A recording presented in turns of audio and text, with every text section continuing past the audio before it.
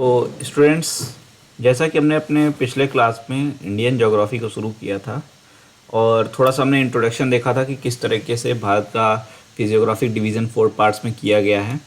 और उसके बाद में हमने कोस्टल प्लेन को शुरू किया था और ईस्टर्न कोस्टल प्लेन और वेस्टर्न कोस्टल प्लेन का किस तरीके से डिवीज़न है, कहाँ से कहाँ तक कौन से एरिया हैं, इनको हमने ऑलरेडी कवर कर लिया था। और उसके बाद हमको इसको डिटेलिंग थोड़ा करना था, जिसमें हम वेस्टर्न कोस्टल प्लेन से शुरू करने वाले थे। तो हम वहीं से पहले आज शुरू करते हैं और उसके बाद में हम ईस्टर्न, जब हमारा वेस्टर्न कोस्टल प्लेन कंप्लीट हो जाएगा तो हम ईस्टर्न कोस्टल प्लेन की तरफ आगे बढ़ेंगे। ठीक है, तो सबसे पहले हम वेस्टर्न कोस्टल प्लेन की बात करते हैं, पश्चिमी तटीय मैदान की बात करते हैं, तो हमने क्या देखा था कि हमने इसमें अलग अलग डिवीज़न इसके किए हुए थे। कच्छ का तटीय मैदान, काठियावाड़, उसके बाद कोंकण तट किया था, कन्नड़ तट देखा था और मालाबार तट देखा था। तो इनको ही हम एक एक करके देखते हैं। तो जैसा कि मैप के थ्रू में हम करेंगे, जिससे आपको विजुअलाइजेशन बेहतर होता रहे और आप अच्छे से इसको समझ सकें। तो देखिए, ये रीजन हमारा है यहाँ से काठियावाड़ का, कच्छ का तट काठियावाड़ का तट है जो यहाँ से दमन तक जाता है, और ऊपर में हमारा ये वाला रीजन जो था ये कच्छ का तटीय मैदान था। तो बीच में ये जो हमारा रीजन है इसको हम बोलते हैं गल्फ ऑफ कच्छ। ठीक है, गल्फ ऑफ कच्छ, ठीक है। और उसके बाद में हमको जानना है कि किस तरीके से इसका, थोड़ा सा हम आगे बढ़ते हैं, नेक्स्ट उसमें आगे बढ़ के देखते हैं यहाँ पे। तो देखिए, जो हमारा कच्छ का तटीय मैदान है इसको एक तरीके से दो पार्ट में डिवाइड किया जाता है। एक वृहत कच्छ का रण, वृहत कच्छ का रण, और लिटिल लघु कच्छ का रण। ठीक है, वृहत और लघु, और दो पार्ट यहाँ पे हमारे, ये वाला जो हमारा खाड़ी बन जाती है, ये कच्छ की खाड़ी बन जाती है यहाँ पर, और दूसरा यहाँ पर हमारी खंबात की खाड़ी बन जाती है। तो इसके लोकेशन भी आप याद रखिए कि कच्छ की खाड़ी कहाँ है और गल्फ ऑफ कच्छ कहाँ है और गल्फ ऑफ खंबात कहाँ पे है। तो गल्फ ऑफ खंबात हमारा यहाँ पर है काठियावाड़ तट के पास में, और गल्फ ऑफ कच्छ हमारा कच्छ के तटीय मैदान में है। ठीक है, और कच्छ के हमारे कितने तट हैं? दो, एक ग्रेटर रन ऑफ कच्छ, एक लोअर रन ऑफ कच्छ। इधर का हमारा पोर्शन बड़ा है, इसलिए हमारा ये पोर्शन क्या आ जाता है, ये पोर्शन बड़ा है इसलिए इसको ग्रेटर बोलते हैं। जो हमारा छोटा पोर्शन है वो हमारा लिटिल है या लघु लघु कह लीजिए। इसके बाद में हमारा यहाँ पर ही थोड़ा सा हमने इसको बड़ा पोर्शन दिखाया, एक्चुअल में थोड़ा छोटा ही होगा। और इसके बाद में हमारा गुजरात के मैदान है जो 4 नदियों के द्वारा लाए गए जल के निक्षेप से निर्मित हुए हैं। ठीक है, और काठियावाड़ का जो क्षेत्र पड़ता है, किस क्षेत्र में पड़ता है? हमारा सौराष्ट्र वाले क्षेत्र में पड़ता है। किस क्षेत्र में पड़ता है? सौराष्ट्र वाले क्षेत्र में पड़ता है। ठीक, तो ये हमारा कच्छ के तटीय बात हुई। और लूनी नदी जो राजस्थान से आती है, आपने सुना ही होगा, लूनी नदी के बारे में का नाम आपने सुना होगा। जब वो यहाँ पर पहुँचती है तो एक ये इनलैंड ड्रेनेज पैटर्न की तरह से चलती रहती है, और कच्छ के रण में ये उसके बाद से गायब हो जाती है, उसके बाद ये दिखाई देना बंद कर देती है। ठीक है, और कच्छ का मैदान जो है एक मार्शी लैंड है, मतलब आर्द्र भूमि है। अगर आर्द्र भूमि है तो मतलब यहाँ पे जो लैंड होगी कैसा होगी? सॉल्टेड होगा, और यहाँ पर जो वनस्पतियों का या पौधों का जो वेजिटेशन वगैरह है वो संभव नहीं होता है, मैदान उपजाऊ नहीं होंगे, मैदान यहाँ के उपजाऊ क्या होंगे? नहीं होंगे। ठीक है, और इसी तरह से अगर हम बात करें तो इसकी जो इनिशियल में ये क्या था, जैसे हमने लूनी नदी की बात की कि लूनी नदी पहले यहाँ पर अरब सागर में गिरती थी, लेकिन धीरे धीरे जब ये अधोगमित तट धीरे ऊपर में उठता गया समय के साथ में, तो ये वाला पोर्शन हमारा जो कच्छ का तटीय मैदान था, कच्छ का रण जो था, धीरे धीरे ऊपर उठ गया, समय के साथ में उठता गया। और अभी भी हमारा मूवमेंट तो एक्चुअली प्लेट का हो ही रहा है। फिजिकल ज्योग्राफी जब हम पढ़ेंगे तो उसमें देखेंगे प्लेटों का मूवमेंट किस तरीके से होता है। तो ये पोर्शन हमारा जब ऊपर उठ जाता है तो इसके कारण से फिर यहाँ से जो नदी आ रही थी वो यहाँ तक नहीं पहुँच पाती है। जो नदी पहले अरब सागर में गिर जाती थी वो अब कच्छ के रण तक में ही रह जाती है और उसके बाद में आगे नहीं जा पाती है। ठीक है, क्योंकि यह पोर्शन हमारा समय के साथ ऊंचा उठ गया है। और आगे बढ़ते हैं और थोड़ा सा देखते हैं हम लोग।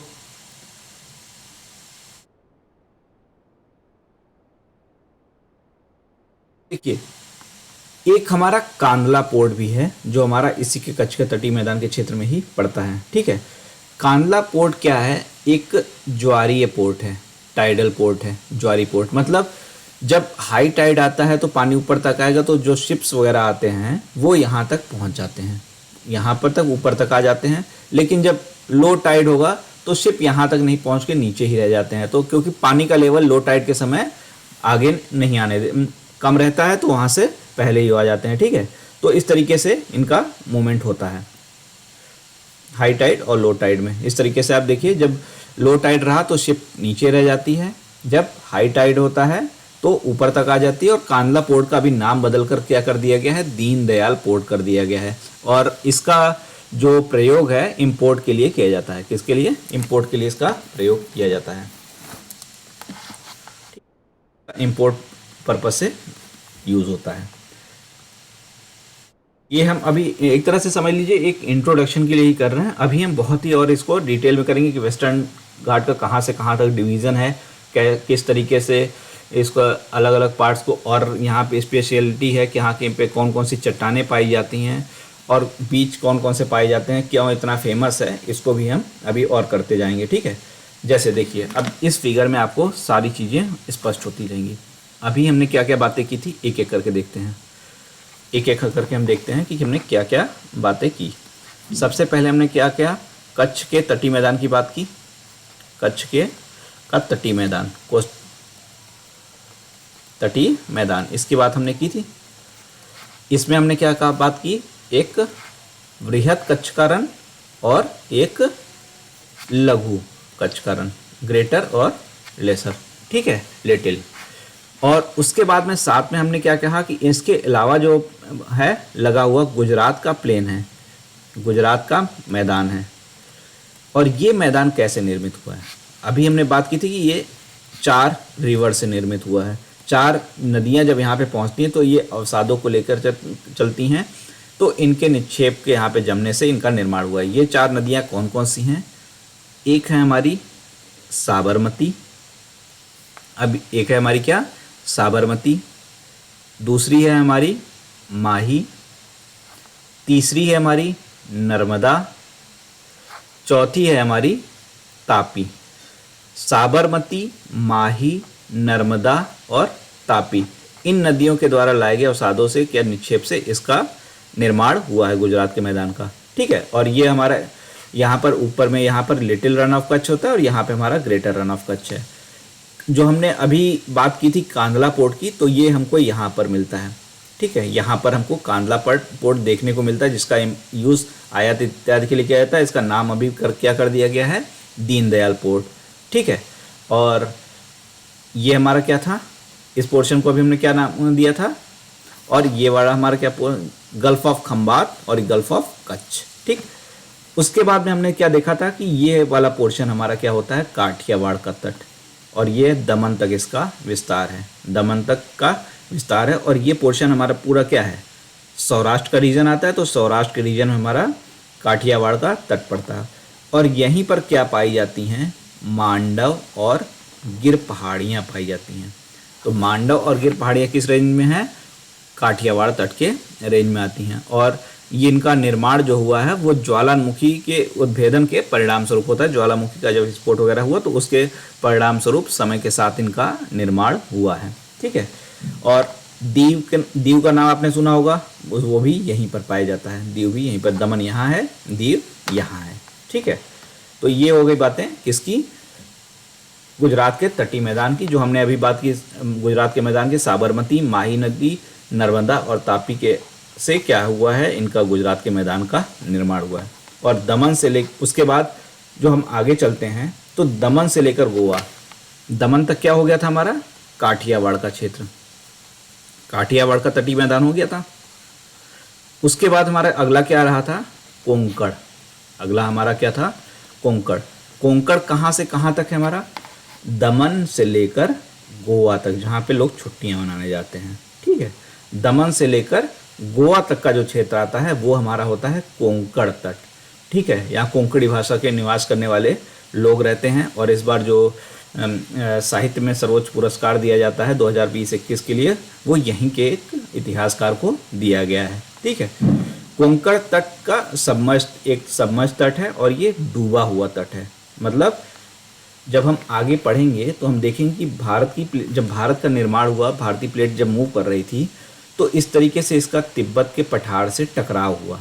जब तिब्बत के पठार से इसका टकराव हुआ तो ये अंदर की तरफ से धंसती चली गई, और ये जब नीचे की तरफ ऐसे धंसती चली गई, मतलब एक तरह से जैसे ये है और ये टकराया तो ये नीचे की तरफ जाती गई, तो नीचे का जो पोर्शन है वो तो ऊपर उठता गया और नीचे वाली चीज़ें अंदर धंसती चली गई।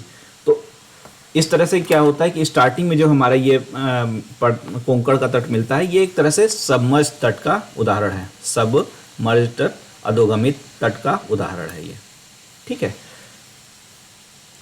और उसके बाद और चीज़ें हम एक थोड़ी सी देखते हैं। यहाँ पर देखिए, मुंबई पोर्ट, नौसेना पोर्ट या गोवा पोर्ट, ये 3 पोर्ट यहाँ पर पाए जाते हैं, 3 बंदरगाह भी यहाँ पर पाए जाते हैं कोंकण तट में। कौन कौन से? मुंबई, नौसेना, या फिर इसको नवी मुंबई का भी नाम दिया गया है अभी, और गोवा पोर्ट। तो कोंकण तट में ये 3 हमारे पोर्ट भी पाए जाते हैं।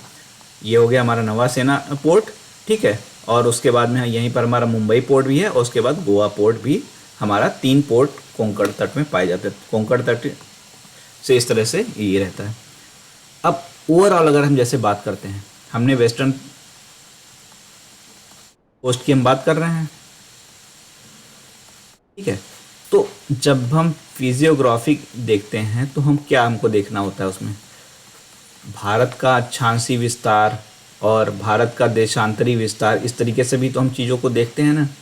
भारत के अक्षांशीय और देशांतरी विस्तार को भी हम देखते हैं। तो अगर हम पश्चिमी तटीय मैदान की बात करते हैं, किसकी बात करते हैं? पश्चिमी तटीय मैदान की। तो इसका जो टोटल अक्षांशीय विस्तार है वो कहाँ से कहाँ तक है?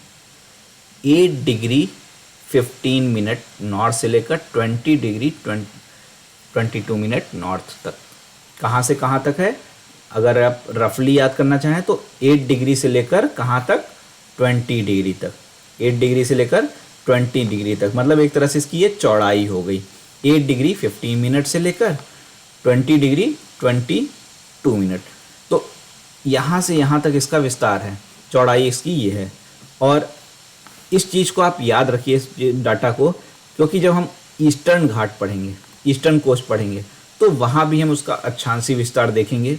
और जब हम वहाँ पे अक्षांशीय विस्तार देखेंगे तो आपको क्लियर हो जाएगा कि अधिक चौड़ाई किधर है, वेस्टर्न घाट में अधिक चौड़ाई है या फिर ईस्टर्न घाट में अधिक चौड़ाई है। तो वेस्टर्न घाट की अगर हम चौड़ाई की बात करते हैं, वेस्टर्न कोस्ट की अगर हम चौड़ाई की बात करते हैं, तो 8 डिग्री 15 मिनट से लेकर 20 डिग्री 22 मिनट तक की इसकी चौड़ाई है। वहीं पर अगर हम देशांतरी विस्तार की इसकी हम बात करते हैं, ठीक है, किसकी विस्तार करते हैं? देशांतरी विस्तार। तो 73 डिग्री 40 मिनट ईस्ट से लेकर 77 डिग्री 33 डिग्री ईस्ट तक इसका देशांतरी विस्तार हमको देखने को मिलता है। कहाँ से कहाँ तक? 73 डिग्री से लेकर 73 डिग्री 40 मिनट ईस्ट से लेकर 77 डिग्री 33 डिग्री ईस्ट तक इसको हमको विस्तार देखने को मिलता है, ठीक है। तो हमने अक्षांशीय विस्तार भी इसका देखा कैसे है, और देशांतरी विस्तार भी इसका कितना है। अगर हम रफली देखें तो इसका हमारा अक्षांशीय विस्तार में कितने का डिफरेंस आ रहा है? हमारा अक्षांशीय विस्तार टोटल, हम ऊपर से नीचे अगर हम नॉर्थ टू साउथ में आ जाते हैं तो नॉर्थ टू साउथ में टोटल हमारा कितने डिग्री का लगभग कितना आ रहा है, चेंज आ रहा है? नॉर्थ टू साउथ में हमारा लगभग 12 डिग्री का चेंज आ रहा है। कितने का आ रहा है? 12 डिग्री का। और ईस्ट टू वेस्ट में हमारा कितना लगभग चेंज आ रहा है? 4 डिग्री का चेंज आ रहा है, अप्रॉक्स में अगर हम बात करते हैं, ठीक है। तो ईस्ट से वेस्ट में या नॉर्थ से साउथ में अगर हम जाते हैं तो इतने हमको यहाँ पर चौड़ाई या विस्तार इनका इस तरीके से मिलता है पश्चिमी घाट का। अक्षांशीय विस्तार हमको कितना मिलता है? अक्षांशीय विस्तार हमको ऊपर से लेकर नीचे तक नॉर्थ टू साउथ में आने पर कितना मिलता है? 8 डिग्री 50 मिनट से 22 डिग्री 22 मिनट, मतलब लगभग में आप कह सकते हैं 12। और 73 से 77 4 डिग्री का क्या है? देशांतरी विस्तार हमको मिलता है इस तरीके से। तो अगर आप इधर हमने बना दिया, ये हमारा हो गया क्या? वेस्टर्न घाट, और ये हो गया हमारा ईस्टर्न घाट। तो यह कहाँ से कहाँ तक हमारा देशांतरी विस्तार, इसका अक्षांशीय विस्तार हमारा हो गया किसका? ईस्टर्न वेस्टर्न घाट का। और इसी तरह से ये हो गया। तो दोनों में कौन सा ज़्यादा है उसको हम कंपेयर कर लेंगे जब हम वहाँ पे देखेंगे। और इसी तरह से इसकी जो चौड़ाई है, ये चौड़ाई जो है इसको भी हम कंपेयर करके वहाँ पर देख सकते हैं कि दोनों में कौन सा ज़्यादा है और कौन सा कम है।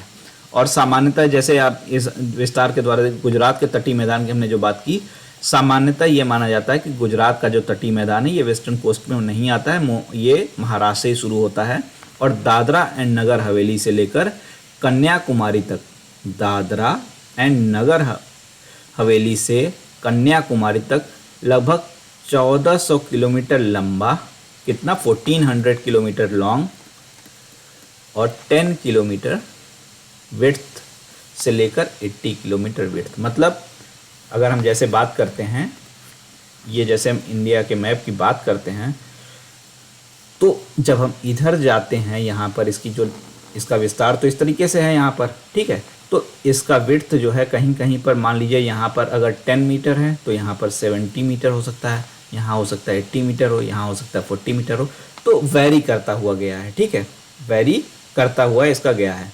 और जब हम इसकी उत्पत्ति देखेंगे, आगे की और डिटेल देखेंगे, तो हम ये भी समझ जाएंगे कहाँ पर इसकी जो विड्थ है वो ज़्यादा है, कहाँ पर कम है। तो 10 किलोमीटर से लेकर 80 किलोमीटर तक, 10 किलोमीटर से लेकर 80 किलोमीटर तक क्या हो जाती है, इसकी चौड़ाई हो जाती है।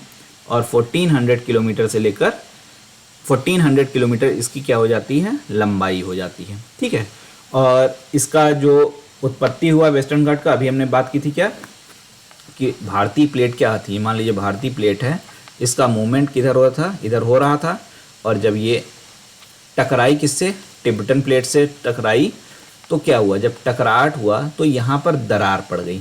यहाँ पर भारतीय प्लेट में ये वाला जो पोर्शन है हमारा, यहाँ पर एक तरह से समझिए एक जब एकदम से टक्कर हुआ और ये नीचे जाने लगा तो यहाँ पर दरार आ गई, और समय के साथ में ये वाला चीज़ क्या हुआ, जब अंदर गया तो ये पोर्शन जो है हमारा, इधर वाला पोर्शन जो है हमारा, ये पोर्शन हमारा एक दरार के साथ में इसका डिवीज़न हो गया और एक खड़ा कगार यहाँ पर बन गया। क्या बन गया, एक खड़ा हुआ कगार बन गया, ठीक है। और जब मानसून वगैरह में हम पढ़ेंगे कि यहाँ पे मानसून की जब शाखाएं आती हैं, ठीक है, तो जो अरेबियन शाखा की हवाएं आती थी मानसून की, वो इसको समय समय पर काटती रहती हैं, तो इससे यहाँ पर अलग अलग जगहों पे मानसून की हवाएं जब अलग अलग हाइट पे इसको काटती जाती हैं, तो उससे भी यहाँ पर थोड़ा बहुत क्या बोलते हैं, एक विड्थ में, हाइट में डिफरेंस आ गया है, हाइट में डिफरेंस आ गया है, ठीक है। तो इस तरीके से इसका जो निर्माण हुआ है वो किस तरह से हुआ है, इसकी अरेबियन ब्रांच का भ्रंशित होना और उसका धंस जाना है। जब ये हुआ तो यहाँ का पोर्शन क्या हुआ, एकदम से धंस गया, और यहाँ का जो पोर्शन था एकदम से खड़ा रह गया, ठीक है। ये पोर्शन एकदम धंस गया और ये पोर्शन एकदम से खड़ा रह गया, तो खड़ा कगार यहाँ पर बन गया। तो इस तरीके से इसका यहाँ पर निर्माण हुआ है।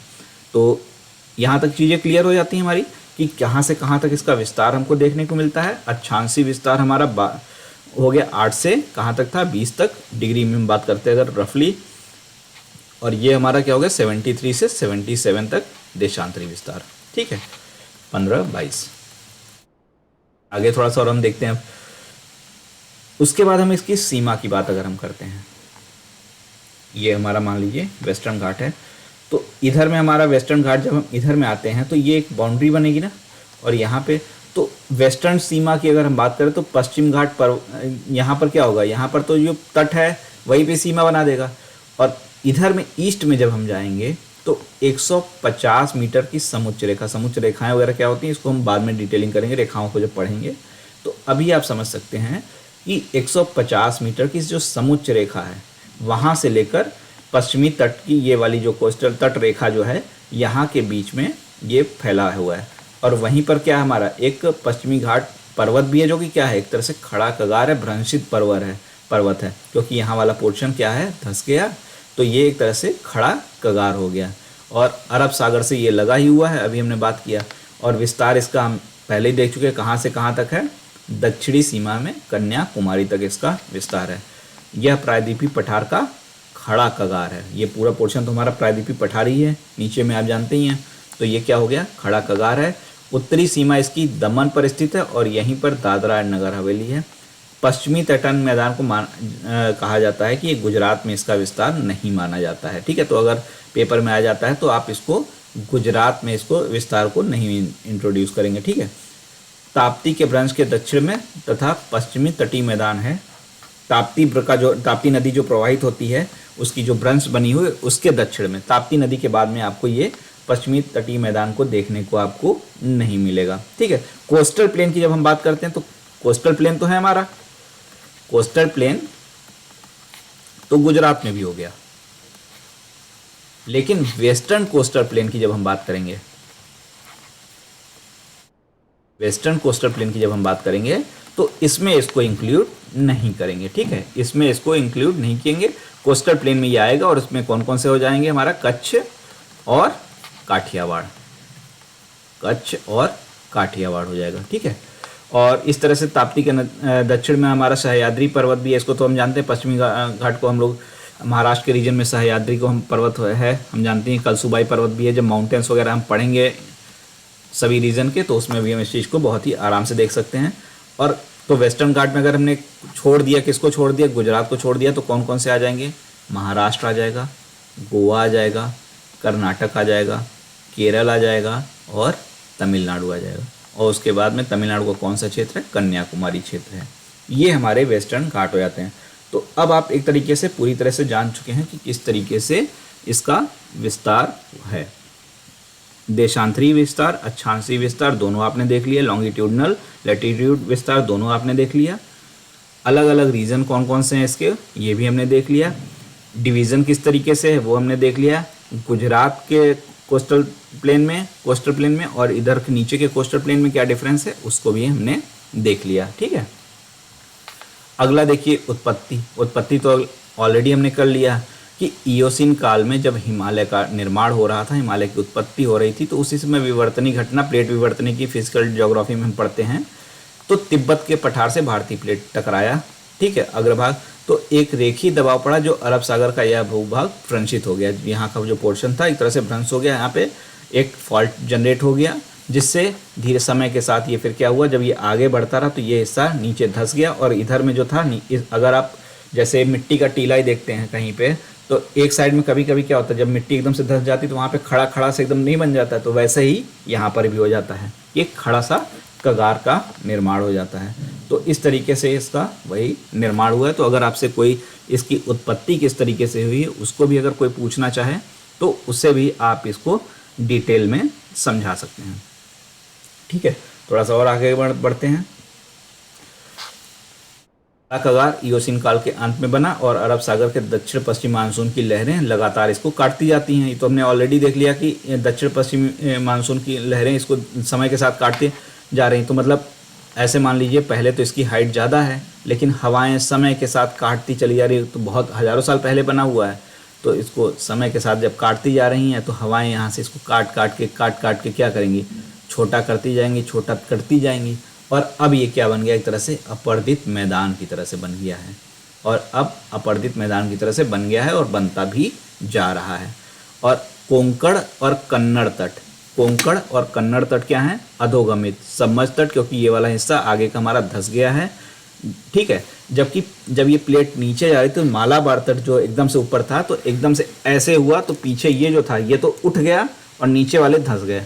तो मालाबार तट जो है वो सबमर्ज तट नहीं है, वो ऊपर उठा हुआ तट है। ठीक है, मालाबार तट उठा हुआ है और कोंकण और कन्नड़ तट अधोगमित तट है। तो एक ये डिफरेंस भी आपको याद रखना है, कोंकण तट और कन्नड़ तट ये क्या है, किसके एग्जाम्पल हैं, अधोगमित सबमर्ज्ड के। और मालाबार तट जो है,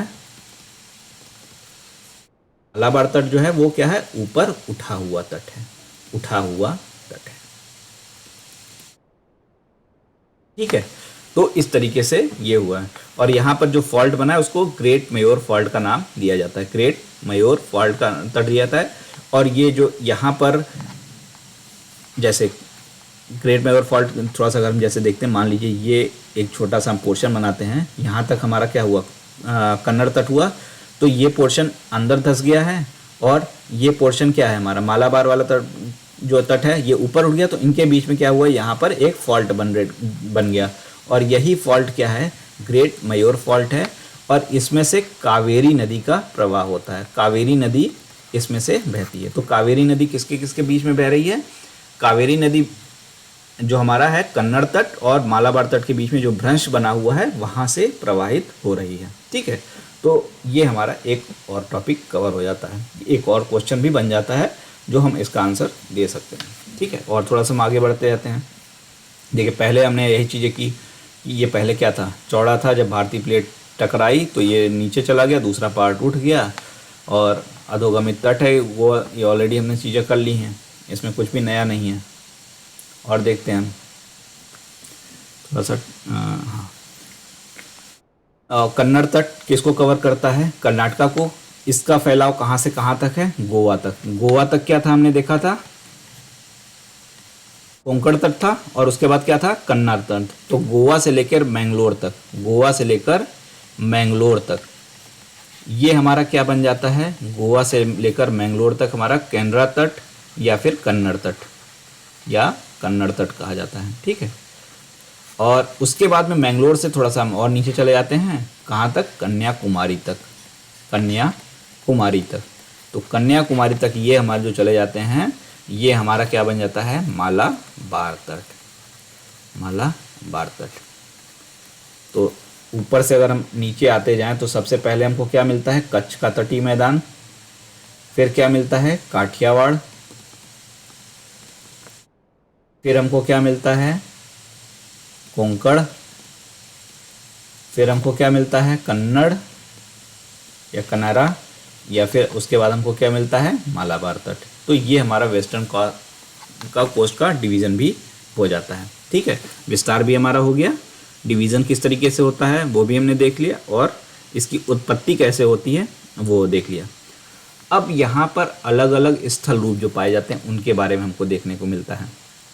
स्थल रूप में जो पाए जाते हैं, लैंड मासेस किस तरीके पाए जाते हैं, तो देखिए एक तो यहाँ पर रॉक्स मिलती हैं, और यहाँ पर बीचेस मिलते हैं। बीच वगैरह काफ़ी सबका घूमने की इच्छा होती है, तो यहाँ पे रॉक्स और बीच दोनों मिलते हैं। बीच जो है क्या है, बलुई बीच है, एक तरह से सैंडी बीच है। और जिस तरीके से अभी हमने क्या कहा कि इनकी हाइट जो है ना, जो हाइट है वो एक तरह से यहाँ से आगे जब बढ़ते जाएंगे तो स्टेप में आगे बढ़े हुए हैं, क्या है, स्टेप में आगे बढ़े हुए हैं, और इनकी हाइट भी वेरी करती जाती है। तो ये सैंडी बीच जो हैं, इनकी जो हाइट है आपको 30 to 91 मीटर तक देखने को मिलते हैं, 30 to 91 मीटर तक इसके ऊंचे मिलते हैं। और रॉक्स जो यहाँ पर मिलते हैं, मुख्यतः यहाँ पर धारवाड़ क्रम की चट्टानें देखने को मिलती हैं। कौन सी चट्टानें, धारवाड़ क्रम की चट्टानें हमको यहाँ पर देखने को मिलती हैं। ठीक है, और उसके बाद हमारे अवसादी जलोढ़ निक्षेप भी आर्केन के पाए जाते हैं, लेकिन मुख्यतः हमारा क्या है, धारवाड़ तर की चट्टानें मिलती हैं। ठीक है, और उसके बाद में हम और जब चलते हैं तो कहीं कहीं पर अभी हमने क्या किया कि हवाएं काटते जा रही, तो उससे क्या हो रहा है, मैदान भी जनरेट हो रहा है, तो अपर्दन जनित मैदान भी हैं। ठीक है, अपर्दन जनित मैदान भी हैं। और त्रिवेंद्रम के दक्षिण में हमारा क्या है, एक कोलम बीच भी है जो काफ़ी फेमस है। ठीक है, कोलम बीच भी है। तो यहाँ पर हमके क्या मिल जा रहा है, हमको जो चट्टानें भी पाई जा रही हैं, हमें बीच भी मिल रहे हैं, और उसके अलावा हमारा अपर्दन जनित अपर्दित मैदान भी मिल रहे हैं। ये तीनों चीज़ें भी यहाँ पर हमको देखने को मिल रही हैं। ठीक है, तो यहाँ के जो स्थल रूप में हमको ये तीनों चीज़ें मिल रही हैं। रॉक्स कौन कौन से मिल रहे हैं, मेनली रॉक्स जो हमको मिल रहे हैं वो क्या मिल रहे हैं, वो हमको मिल रहे हैं कौन से, वो हमको धारवाड़ क्रम की मुख्यतः चट्टानें मिलती हैं। ठीक है, और केरल में क्या, इन जो तटीय मैदान है इनको एक नाम दिया जाता है, क्या दिया जाता है, टेरिस नाम।